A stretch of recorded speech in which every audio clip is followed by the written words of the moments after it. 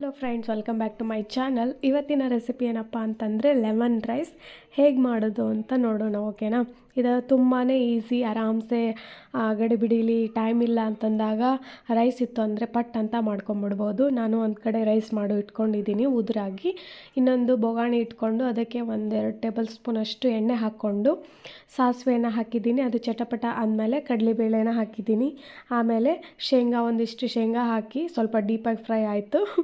ಆಮೇಲೆ ಹಸಿಮೆಣಸಿಕಾಯಿ ಮತ್ತು ಒಣ ಮೆಣಸಿಕಾಯಿ 2 ತೊಗೊಂಡಿದ್ದೀನಿ ನಾನು. ಸೊ ಅದಾದಮೇಲೆ ಸ್ವಲ್ಪ ಒಂದು ಚಿಟಿಕೆ 1 ಟೇಬಲ್ ಸ್ಪೂನಷ್ಟು ಅರಿಶಿಣ ಮತ್ತು ರುಚಿಗೆ ತಕ್ಕಷ್ಟು ಉಪ್ಪನ್ನು ಸೇರಿಸ್ಕೊಂಡು ಚೆನ್ನಾಗಿ ಮಿಶ್ರಣ ಆದಮೇಲೆ ಇದಕ್ಕೆ ನಾವು ಹಾಫ್ ಲೆಮನ್ ತೊಗೊಂಡಿದ್ದೀನಿ. ನಾನು ಸ್ವಲ್ಪ ದೊಡ್ಡದಿತ್ತದ ಲೆಮನ್ನು, ಹಾಗಾಗಿ ಹಾಫ್ ಲೆಮನನ್ನು ತೊಗೊಂಡಿದ್ದೀನಿ. ಸಾಕಾಗುತ್ತೆ ಹಾಫ್ ಲೆಮನ್ನು. 1 ಗ್ಲಾಸ್ ಅಕ್ಕಿ ಹಾಕಿದ್ದೆ.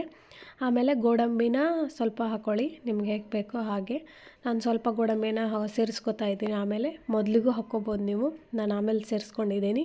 ನೆಕ್ಸ್ಟು ರೈಸನ್ನು ಇದಕ್ಕೆ ಮಿಶ್ರಣ ಮಾಡಿಕೊಂಡ್ರೆ ಲೆಮನ್ ರೈಸ್ ರೆಡಿ.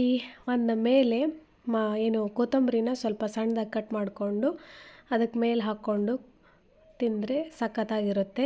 ನೀವು ಮನೇಲಿ ಈ ಥರ ಒಂದ್ಸಲ ಟ್ರೈ ಮಾಡಿ, ಹೇಗೆ ಬಂತು ಅಂತ ನನಗೆ ಕಮೆಂಟ್ ಸೆಕ್ಷನಲ್ಲಿ ತಿಳಿಸಿ please. Thank you so much everyone.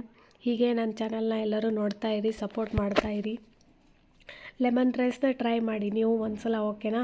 ಯಾರೂ ಮರಿಬೇಡಿ. Thank you. Bye bye. Love you all.